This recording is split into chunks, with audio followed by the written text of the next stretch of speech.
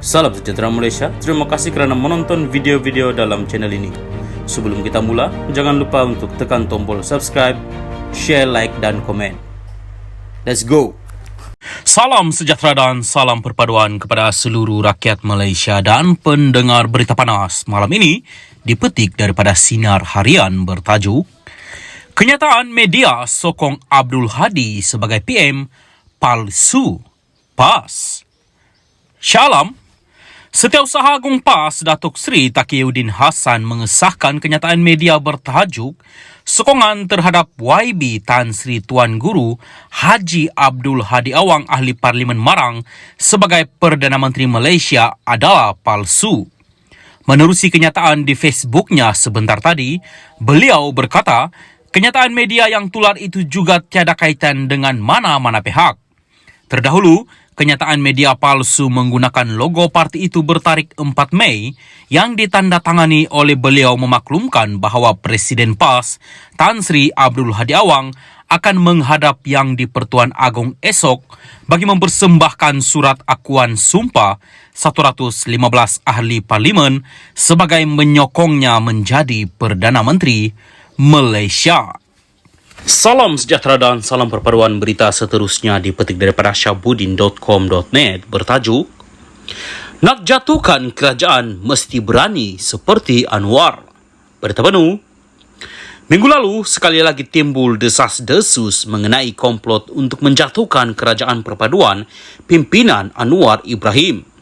Kali ini komplot itu dikatakan akan dicetuskan melalui tindakan sejumlah ahli parlimen BN meletakkan jawatan secara serentak untuk memaksa pilihan raya kecil atau PRK diadakan.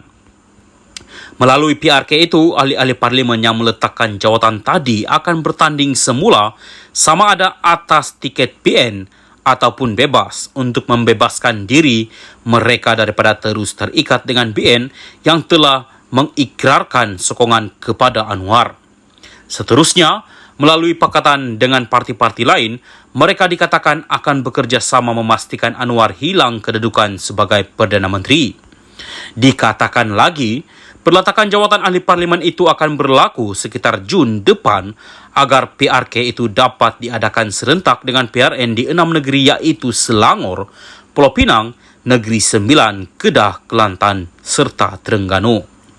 Walaupun Presiden MCA Wee Ka Siong yang didakwa tahu mengenai komplot itu telah membuat penafian dan timbalan Perdana Menteri, Fadila Yusof juga turut menolak kemungkinan penglibatan GPS dalam komplot tersebut.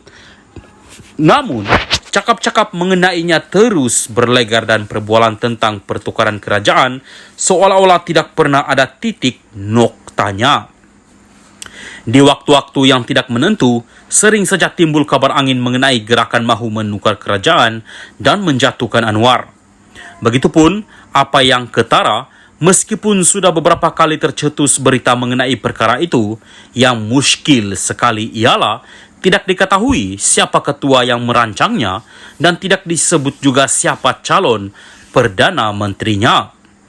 Baik ketika Hadi Awang, Tun Mahathir Mohamad atau pihak lain yang bercakap mengenai hasrat untuk menukar kerajaan, mereka juga tidak menamakan siapa calon Perdana Menteri yang bakal diangkat untuk menggantikan Anwar. Dalam komplot terbaru yang tercetus minggu lalu, meski dilaporkan bahawa Mahyadin M. Yassin akan jadi Perdana Menteri, kiranya perancangan itu menjadi kenyataan, tetapi Presiden Bersatu itu sendiri tidak pernah mengiah atau menafikannya sehingga sekarang. Bahkan berdasarkan gerak-geri politiknya yang terlihat sejuk sejak kebelakangan ini, ramai yang sudah hilang keyakinan terhadap Mahyadin. Bagaimana seorang yang sejuk dan semacam tidak mengetuai sesuatu gerakan menjatuhkan kerajaan mahu dijadikan Perdana Menteri? Lagipun beliau ada kes mahkamah sekarang ini, menonjolkannya sekali lagi sebagai calon Perdana Menteri mungkin akan menyebabkan wujudnya gelombang penolakan yang ketara daripada ahli-ahli parlimen sendiri. Dalam masa yang sama, walaupun diketahui bahawa Tun Mahathir memang mahu menjatuhkan Anwar, tetapi beliau sendiri tidak boleh dinamakan sebagai calon Perdana Menteri kerana bukan merupakan ahli parlimen. Lebih daripada itu, beliau juga tidak pernah menamakan sesiapa untuk menjadi Perdana Menteri jika Anwar berjaya dijatuhkan. Cubaan Tun Mahathir untuk berbaik-baik dengan pemimpin PN setakat ini masih tidak menampakkan kejayaan di mana majlis berbuka puasa anjurannya pada pertengahan Ramadan lalu tidak pun dihadiri Mahyadin, Hamzah Zainuddin, Hadi atau lain-lain pemimpin daripada blok pembangkang. Yang hadir ketika itu hanyalah Ahmad Faizal Azumu atau Peja bersama beberapa orang lagi wakil bersatu yang tidak cukup besar nama mereka. Jadi, siapa sebenarnya calon Perdana Menteri di sebalik seringnya wujud komplot mahu menjatuhkan kerajaan itu? Kalau bukan Mahyadin, adakah calonnya ialah Hamzah, ketua pembangkang sekarang? Atau Hishamuddin Hussein? Atau Ismail Sabri Yaakob bakal ditunjolkan sekali lagi? Siapa? Tidak kira bagaimana dan bila gerakan mahu menjatuhkan kerajaan itu mahu dijadikan kenyataan, serta sama ada ia benar-benar mampu atau tidak menjadi realiti, salah satu faktor penting menjayakan perkara seperti ini ialah siapa ketua yang merancang dan siapa calon Perdana Menterinya. Ia akan menjadi penentu sama ada rakyat menyokong atau menerima baik mengenainya. Lihat bagaimana timbulnya gerakan mahu menukar kerajaan yang berlaku sebelum ini. Ia bukan saja digerakkan oleh Anwar tanpa sembunyi, malah beliau sendiri menonjolkan dirinya sebagai calon Perdana Menteri.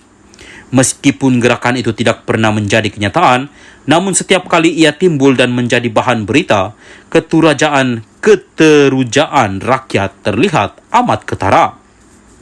Sebab itu, di sebalik cubaan menukar kerajaan tidak berjaya, Anwar melalui PH telah disokong rakyat dengan mendapat jumlah kerusi paling banyak dalam PRU 15 lalu, yaitu sebanyak 82 kerusi parlimen.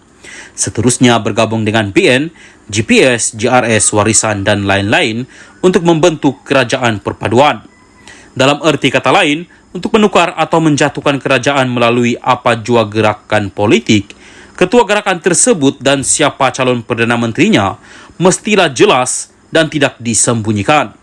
Orang itu mesti berani menonjolkan diri sebagaimana beraninya Anwar sebelum ini.